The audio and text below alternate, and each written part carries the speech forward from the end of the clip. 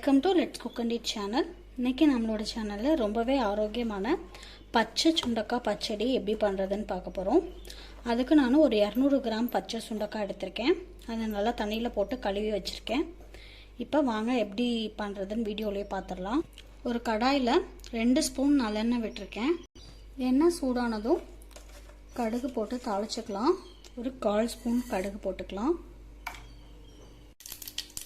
கடுகு பொரிஞ்சதும் ஒரு கைப்பிடி சின்ன வெங்காயம் சேர்த்துக்கலாம். அப்புறம் ஒரு கைப்பிடி வெள்ளைப்பூடு சேர்த்துக்கலாம். தேவையான அளவு உப்பு. நல்லா மிக்ஸ் பண்ணி விட்டுட்டு ஒரு பெரிய சைஸ் தக்காளி கட் பண்ணி வச்சுருக்கேன். அதை இப்போ சேர்த்துக்கலாம். இப்போது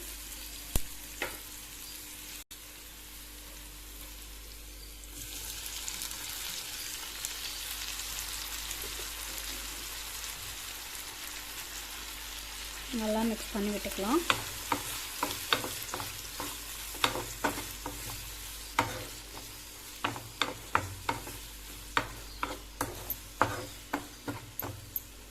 இப்போ இதில் நம்ம கழுவி வச்சிருக்கிற சுண்டக்காவை சேர்த்துடலாம்.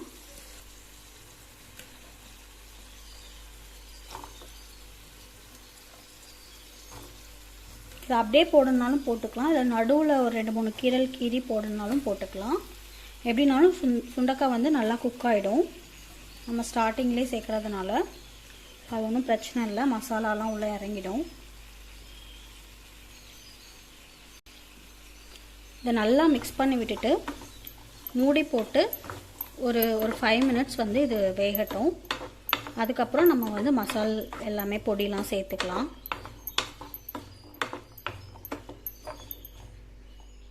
மூடி வச்சிடலாம். 5 மினிட்ஸ் ஆயிடுச்சு. பார்த்திங்கன்னா தெரியும் சுண்டக்காய் கொஞ்சம் ஓரளவுக்கு வந்து குக் ஆகிடுச்சு. இப்போ இந்த டைமில் நம்ம என்ன பண்ண போகிறோம்னா ஒரு ஸ்பூன் சில்லி பவுடர் நிறம ஆட் பண்ணிக்கலாம். ஒரு 1/2 ஸ்பூன் சில்லி பவுடர் போட்டிருக்கேன். அப்புறம் 1 ஸ்பூன் மல்லித்தூள் சேர்த்துக்கலாம். மல்லித்தூள் சேர்த்தாச்சு. கொஞ்சமாக மஞ்சத்தூள் சேர்த்துக்கலாம். அப்புறம் கொஞ்சம் பெருங்காயத்தூள். இதை நல்லா மிக்ஸ் பண்ணிவிட்டு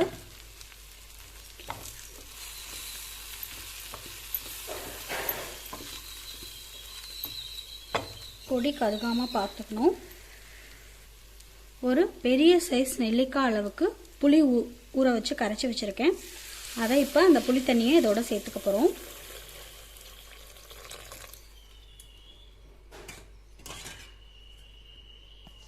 இதை நல்லா மிக்ஸ் பண்ணி விட்டுறலாம். எல்லாத்தையும் மிக்ஸ் பண்ணிவிட்டு இதை நல்லா கொதிக்க வைக்கணும். புளி வந்து மசாலாவோட நல்லா மிக்ஸ் ஆகி கொதிக்கணும். மசால் வாடை புளி வாடை எதுவும் இல்லாமல் இருக்கணும். இப்போ இதை வந்து நம்ம என்ன பண்ண போகிறோன்னா ஒரு 10 to 15 மினிட்ஸ் நல்லா மீடியம் ஃப்ளேமில் வச்சு கொதிக்க வைக்க போகிறோம். 10 மினிட்ஸ் ஆயிடுச்சு.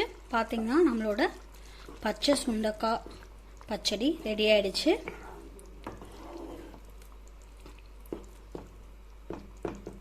எண்ணெய்லாம் பிரிஞ்சு வந்துடுச்சு.